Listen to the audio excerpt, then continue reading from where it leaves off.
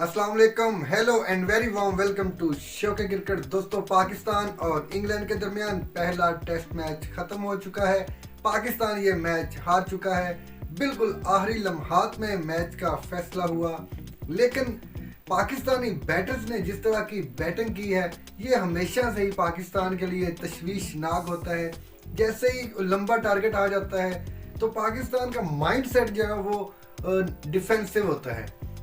अगर आप देखें, कल जब मैच फिनिश हुआ था, चौथे दिन का खेल खत्म हुआ, तो पाकिस्तान बड़ी अच्छी पोजीशन में था और कुछ लोग यही कह रहे थे कि पाकिस्तान शायद चेज कर जाए। और ये बेन स्टोक्स जो इंग्लैंड के कप्तान हैं, उनका फैसला जो है डिक्लेरेशन का बहुत जल्द उन्होंने डिक्लेयर कर दी थी, लेकिन वो बहुत ब्रेव कप्तान है। उन्होंने वो चूंकि नतीजा लेना चाहते थे, और दूसरी बात यह है कि उन्होंने पाकिस्तान के साथ भी एक गेम खेला है जिसकी पाकिस्तान टीम को समझ नहीं आई कि उन्होंने ऐसा टारगेट दिया है पाकिस्तान को कि पाकिस्तानी प्लेयर्स यही समझें कि हम ये चेज कर सकते हैं। अगर तो वो टारगेट देते 500 या उससे ऊपर का, तो यकीनन पाकिस्तान ने पहली बॉल से ही जाना था बिल्कुल ड्रॉ के लिए।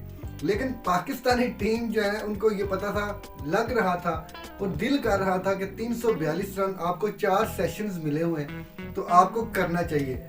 और हमारे प्लेयर्स भी यही कोशिश कर रहे थे।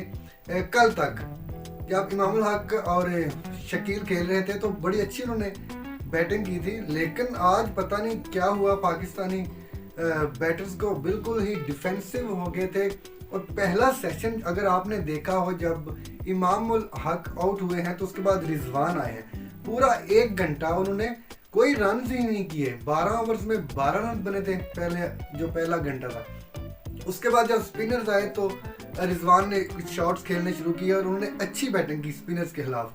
लेकिन जब लंच के बाद दोबारा फास्ट बॉलर्स आए तो पाकिस्तानी बैटर फिर स्लो हो गए और जैसे डर के खेल रहे थे कि एंडरसन बेशक बहुत बड़े बॉलर हैं, लेकिन ये जिस तरह की विकेट थी, यहाँ पे पाकिस्तान को 342 रन चेस कर लेने चाहिए थे। आपका कोई फ्रेम ऑफ माइंड ही नहीं था, कोई प्लानिंग नजर नहीं आ रही थी आफ्टर लंच।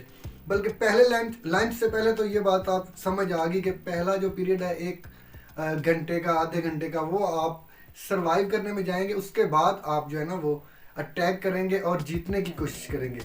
लेकिन लंच के बाद पाकिस्तान की कोई प्लानिंग नज़र नहीं आई। बिल्कुल वो डिफेंसिव मोड में चले गए थे और सिर्फ गेंदे ज़ाया कर रहे थे। क्या आप इस तरह टेस्ट मैच बचा सकते हैं? इंग्लैंड की टीम एक प्रोफेशनल टीम है और वो कभी भी अगर इस तरह का आप उनके सामने अपना बिहेवियर रखेंगे कि हम डिफेंसिव हैं, आप उन पे अटैक नहीं करेंगे, तो फिर वो आप पे अटैक करेंगे और आपको उठने नहीं देंगे। बिल्कुल ऐसा ही हुआ और पाकिस्तानी टीम ने खुद इंग्लैंड को अपने ऊपर हावी होने का मौका दिया। और इंग्लैंड को जब हावी होने का मौका देते हैं तो फिर इंग्लैंड आपको उठने का मौका नहीं देती। मतलब कहीं भी इंग्लैंड की टीम को ये नहीं लगा कि हम प्रेशर में हैं। पहले दिन के पहले ओवर में देखें 14 रन बने थे जिस दिन ये टेस्ट मैच शुरू हुआ था। तो उस वक्त से लेके आखिरी गेंद तक इंग्लैंड ही पाकिस्तान पर हावी रहा है और कहीं भी ये नहीं लगा कि पाकिस्तान टीम आगे आ गई है इस टेस्ट में। हम वे बिल्कुल 5 दिन ये चेज ही करते रहे हैं, पीछे रहे हैं। पहले उन्होंने 657 रन स्कोर कर दिए, 7 के रन रेट से आपने 100 ओवर उनको खिलवाए। और उसके बाद आपने बैटिंग जब की तो किसी एक प्लेयर को डबल सेंचुरी करनी चाहिए थी, जिससे आपकी लीड कोई 10-15 रन की या 50 रन की आप लीड लेते। आपने उनको 78 रन की लीड दे दी और उसके बाद जब वो दूसरी बैटिंग के लिए आए हैं तो उन्होंने फिर मारना शुरू कर दिया। और पाकिस्तानी कप्तान की कोई प्लानिंग नजर नहीं आई कि आप इनको आउट करने के लिए कैसे जाएं। मुझे तो ये लगा कि पाकिस्तानी कप्तान जब जैसे ही इंग्लैंड ने दूसरी इनिंग शुरू की तो पाकिस्तानी कप्तान इस चीज का इंतजार कर रहे थे कि ये कब जो है ना इनिंग डिक्लेयर करेंगे और पाकिस्तान को टारगेट देंगे। फिर उन्होंने इतना मारा है, दूसरी इनिंग में भी इतना तेज खेले हैं, 6-7 रन की पर ओवर के हिसाब से उन्होंने बैटिंग की। और जब पाकिस्तान की बैटिंग आई तो विकेट इतना आसान था, आप यकीन कीजिए कि ये मैच पाकिस्तान को जीतना चाहिए था। ये कोई रीज़न नहीं आप कह सकते हैं कि हमारी विकेटें गिर गई थी।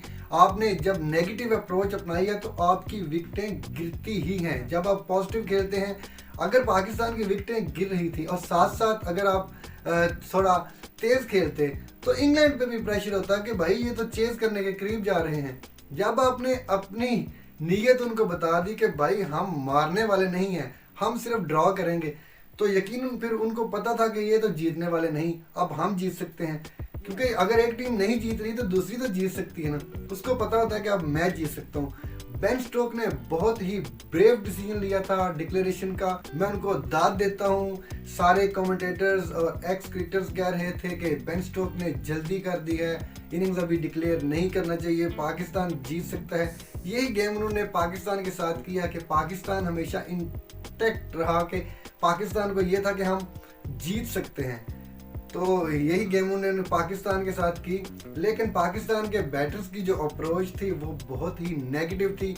इतनी शर्मिंदगी हुई बहैसियत कौम कि आप जीतने की कोशिश ही नहीं कर रहे।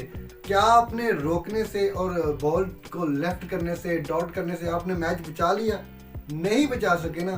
तो यही तो हम रोते हैं कि आपका इंटेंट तो नजर आए ना। आप जीतने के लिए जाते, बेशक आप टी पे आउट हो जाते, आप एक सेशन पहले ऑल आउट हो जाए, लेकिन ये तो नजर आया कि पाकिस्तान टीम जीतने के लिए जा रही थी। तो जब आप नेगेटिव अप्रोच के साथ जाते हैं तो उसका फायदा अगली टीम को होता है, इसका नुकसान आपको पूरी सीरीज में आप देखना पड़ेगा, और इसका नुकसान आपको पूरी सीरीज में होगा, क्योंकि पाकिस्तान 1-0 डाउन हो गया है। तो इंग्लैंड अब हावी रहेगा पूरी सीरीज में, और मुझे तो लगता है कि पाकिस्तान ये सीरीज मुकम्मल तौर पे हार जाएगा। जो इंग्लैंड की जो अप्रोच है, जिस तरह वो अटैकिंग खेल रहे हैं, आखिरी विकेट पे देखें मोहम्मद अली और नसीम शाह ने 12 ओवर्स खेले हैं। तो अगर आपने ठक्का ही लगाना था, बिल्कुल डक्का लगाना था, तो आपको चाहिए था कि आप ऊपर से ही अजहर अली से शुरू कर लेते, फिर आउट ही ना होते ना। फिर अगर आपने रोकना है तो फिर आप आउट नहीं होना, फिर आपने बिल्कुल गेंदे ज़ाया करनी है, टाइम ज़ाया करना है, तो फिर आउट नहीं होना चाहिए। अगर आपने आउट हो जाना है, आपको पता है कि मैं आउट हो सकता हूँ, तो बैट्समैन के लिए सिर्फ एक अच्छा बॉल ही काफ़ी होता है। तो इसलिए पाकिस्तान टीम को चाहिए था कि पाकिस्तान अटैकिंग खेलता और पाकिस्तान को ये होता कि हम जीत सकते हैं। इस तरह इंग्लैंड भी प्रेशर में आ सकती थी, लेकिन पाकिस्तान ने बिल्कुल भी उनको फ्री हैंड दे दिया, आप जैसे मर्जी बॉलिंग करें। इतना एम्बेरसिंग था ये जो फील्डिंग ली हुई थी, किसी बंदे ने ट्राई नहीं की कि आप निकल के शॉट मारें, थोड़ी उसकी फील्डिंग चेंज करें, उसका प्लान खराब करें।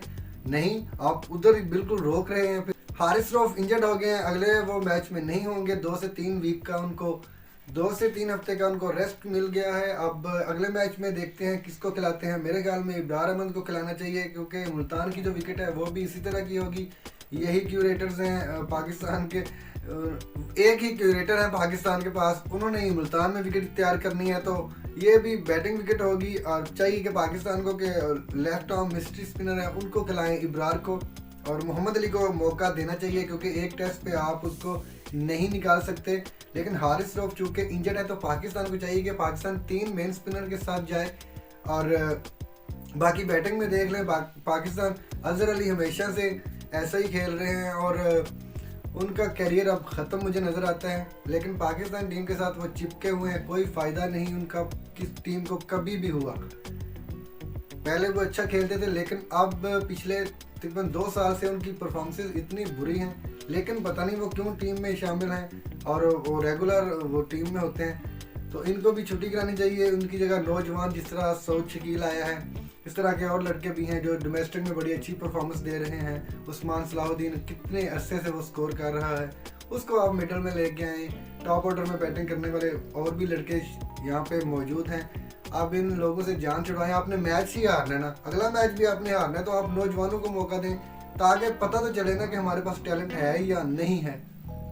तो जनाब अगला टेस्ट शुरू होगा 9 दिसंबर को मुल्तान में, उस मैच की अपडेट्स भी आपको देते रहेंगे, और मज़ीद भी इस टेस्ट के बारे में हम अगली वीडियो में बात करेंगे। कुछ ऐसे पॉइंट्स हैं जो अभी डिस्कस करने बाकी हैं, पाकिस्तान की बॉलिंग, पाकिस्तान की फील्डिंग और पाकिस्तान की बैटिंग पे अभी मज़ीद भी बात हो सकती है। पाकिस्तान का जो थिंक टैंक है, पाकिस्तान की जो मैनेजमेंट है, उनका क्या कसूर है इस मैच हारने में? क्या टीम मैनेजमेंट प्लेयर्स को कोई मशवरा नहीं देते कि आपको इस इंटेंट के साथ खेलना चाहिए कि पाकिस्तान ऐसा लगे कि पाकिस्तान इंग्लैंड को डोमिनेट कर रहा है और पाकिस्तान जीतने के लिए जा रहा है, ताकि इंग्लैंड भी प्रेशर में हो? ये सारी चीज़ें अगली वीडियो में हम आपसे डिस्कस करेंगे। फिलहाल हमें दीजिए इजाज़त, मिलते हैं अगली वीडियो में। अल्लाह हाफिज़।